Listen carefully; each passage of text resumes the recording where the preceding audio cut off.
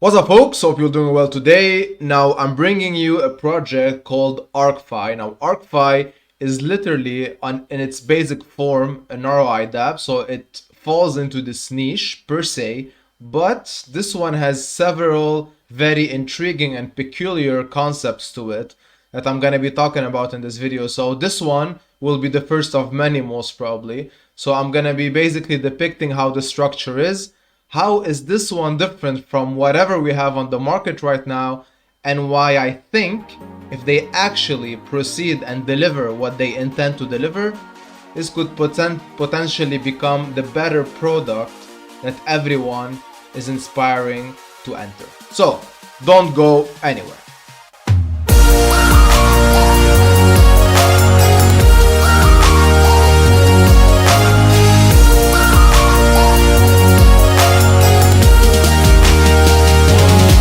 Now, in order to swap their native asset, you can do so by holding either BNB or BUSD. So you can swap that for their native asset of the protocol itself called ARK, ARK, that's the symbol ticker.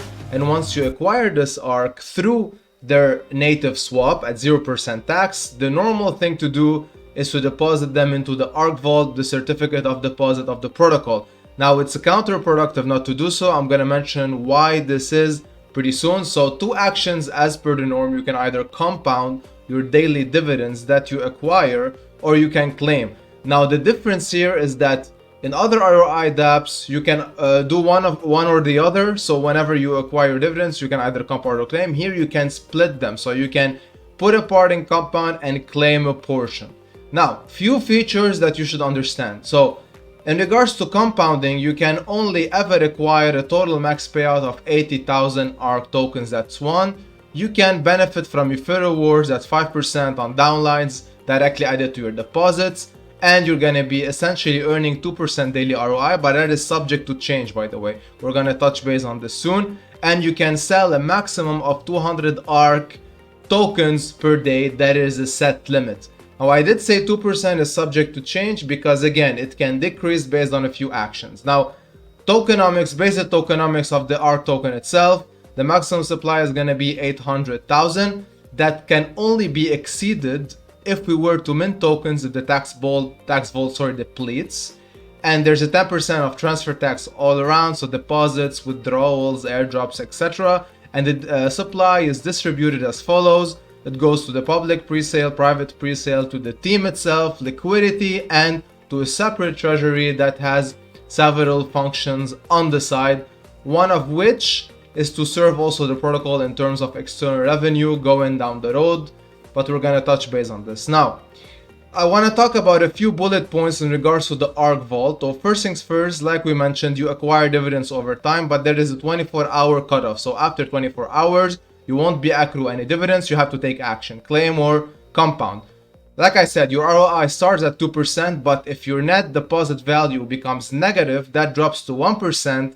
And if your CWR, your compound to withdrawal ratio, falls below 0.75, you drop down to 0.5% permanently. We're gonna touch base on CWR soon.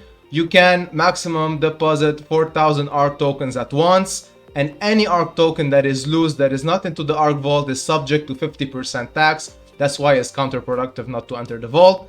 And the ARK Treasury is a separate protocol that is gonna benefit actually the team, marketing and development, as well as the external revenue portion that I mentioned is something from the tokenomics and other stuff. They're gonna feed into this treasury and they're gonna potentially propel all of these elements going forward.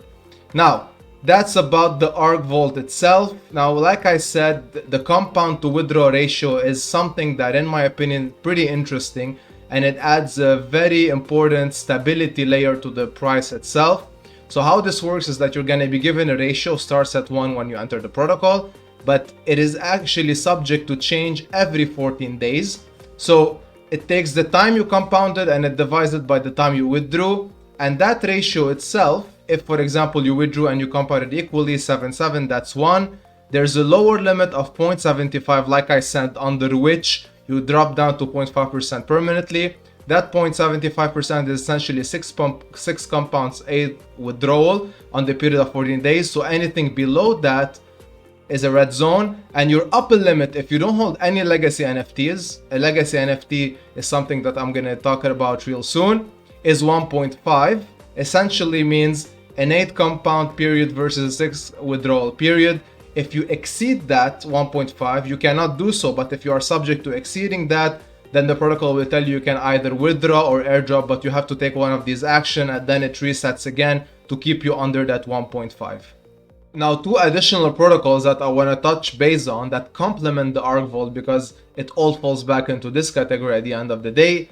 One is the ARK Foundation. As the name suggests, it provides a foundation for the token itself and its basically underlying vault. So first things first, the ARK Foundation is a place where you can bond the ARK token and BUSD to create the ARK BUSD token and fortify the liquidity. That is the first use case of the ARK Foundation itself. In order to do so, you have to be in the ARK Vault. So only ARK Vault wallets are able to do so.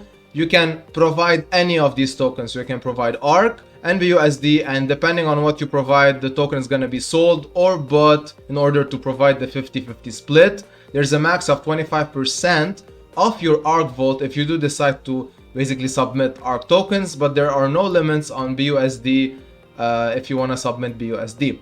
Now, what this gives you, so this bonded ARK BUSD gives you a few basically incentives. One is you're going to be able to unlock syndicate rewards, meaning refill rewards. A syndicate is a team essentially, and that bonded ARK BUSD, if staked, you'll also benefit from additional revenue from a pool that will be discussed soon. You can withdraw this bond anytime and split it and sell ARK and keep that USD, and you can compound your daily earnings, so the percentage of the pool that you earn on your bonded ARK BUSD, or you can withdraw at 10% tax. The compounding tax is set to be 0% to incentivize people to increase their position of ARK BUSD into the pool, thus also fortifying the liquidity. Now, like I said, the percentage of the pool is also going to be given from the taxes, right? So there's a withdrawal tax of 10% and a deposit tax as well. That 10% is split, 6% will be put on the side, and 2% of this fund is going to be distributed daily to the people inside the ARK Foundation. 2% on the spot whenever someone enters, and 2% is going to go to the ARK Treasury to fund whatever we discussed earlier. Now, the second and perhaps the most important thing that is also subject to holding the protocol in a very stable state are the ARK Legacy NFTs. Now, the ARK Legacy NFTs are acquired on the side. Again, only ARK Vault wallets will be able to buy one of these. You can only buy one per wallet maximum. You cannot buy more, and they cannot be transferred before you hit max payout of 80,000 tokens. And there are 3 tiers of these NFTs: silver, gold, platinum. Of course, as the tier increases, you're gonna have to pay more, and there's less supply of the more the more valuable NFT. Now, the perks of owning one of these, there are 4 of them actually. One is also benefiting from syndicate reward levels. So it's either this, if you want to benefit from syndicate reward, or being in the foundation. They complement each other, but they're not both compulsory. The second thing is that you will increase your compound to withdrawal ratio. Your CWR will be raised from 1.5 with no NFT up to 13. And basically you're gonna also earn ecosystem rewards from the NFT pool. Discussion soon about this. And you're gonna also earn a membership into the ARK DAO, a DAO that will be voting on future implementation and so on. And of course, the more expensive the NFT, meaning the more votes you're gonna be able to acquire in this DAO, because at the end of the day, it depends on the type of NFT, not the quantity, since one is the max. That brings me to the NFT features. So the supply is 3,000 for silver, 500 for gold, 100 for platinum. The price ranges from 1k, 4k, 10k in BUSD, paid in BUSD when you mint. And the CWR, again, like I said, it raises the limit to 13, but it's 2.5 for silver, 6 gold, and 13 for the platinum. I'm talking about the limit that you can reach, the maximum limit that you can reach in regards to CWR. Now, going back to how you can earn ecosystem rewards by purchasing the legacy NFT itself. So on top of all of the other use cases. So one thing is that you used BUSD to mint this NFT. So 80% is actually gonna go to the treasury again, to the revenue side of the treasury. And whenever they invest elsewhere and bring back more revenue, is going to be funded back to the pool, the NFT pool, and 20% will go directly to the NFT pool on the spot. On top of this, the pool will be funded from 1.5% tax on the buy sells, converted to BUSD, sent to the pool, and how these BUSD that are in the pool gonna be distributed is literally 2% per day of whatever the pool has is going to be given to all the ARK Legacy NFT holders. But again, it depends on the type, not the quantity, because the maximum you can hold is 1. So of course you can earn more in regards to the portion if you hold the platinum versus gold and silver, and you can upgrade your NFT from silver to platinum by paying more BUSD as you go forward on the scale. Alright, so that is essentially everything that I wanted to talk about in today's video. So I took about 95% of the white paper, I put it in front of you in the most simplistic way possible. If you want to know additional exact metrics about, for example, how much of the supply goes where, you can touch base on this in the white paper. But one thing, and perhaps to me is the most important thing that I want to visualize right in front of you, right here in numbers, is the CWR strat. Now, if you do recall, with no legacy NFTs, you won't be able to go higher than 1.5 ratio, meaning 8 days compounding, 6 days claiming.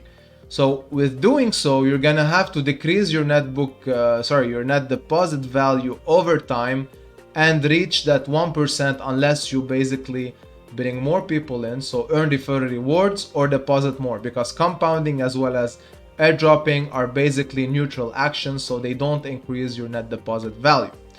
So in front of you is an example of a person who started with 100 ARK tokens initially, and at some point when they reach 70 days, their net deposit value is going to go negative and their ROI is going to drop to 1%. And at the same time, they won't be able to hyper compound to max wallet because they can only compound 8 days every 14 days, meaning they cannot do this every day unless they hold a legacy NFT. So at the end of the day, you can get the idea of the protocol not wanting so many max wallets at once to claim a lot of the liquidity and put a lot of stress and constraint on price action of the ARK token. So that is the essential goal here. So in order for you to hyper compound and to keep that 2%, you're gonna have to buy the most expensive legacy NFT, and you're gonna have to refer so many people in order to keep increasing that net deposit value of yours.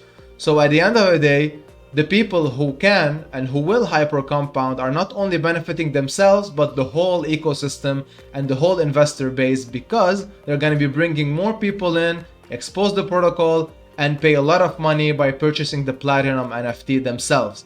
Now, if you think about it, as we grow, so as ARKFI launches into the future and as more people join the protocol and the investor base grows, there won't be enough NFTs for everyone. So the supply is really limited. So there's only 1.6k in total number of NFTs. So at some point, as we grow past that, the common investor won't be able to own any NFT unless buying it from the open market, so they're gonna have to restrict themselves to this strategy itself, and thus going back to 1%. So most people are gonna be at 1%, only the selected few would be at 2%. Most people aren't gonna be able to hyper compound, most people are gonna have to take profits along the way. So all of these things put together, if you do take them one by one, that's one thing, but if you do put them all together, you see the vision of the people behind ARKFI itself. So I hope you get the picture, and I hope this makes you more bullish on whatever we're about to see in the upcoming future. So with that being said, I also want to add that a sub to the channel would be amazing. It really helps us new content creators around the blog dish out better, more valuable content to everyone and expose this word we love the most to more people. So I thank you and appreciate you in advance for doing so. And as always, take care of your finances and trade responsibly. This was Roy with DeFi Ascension. Thank you for watching.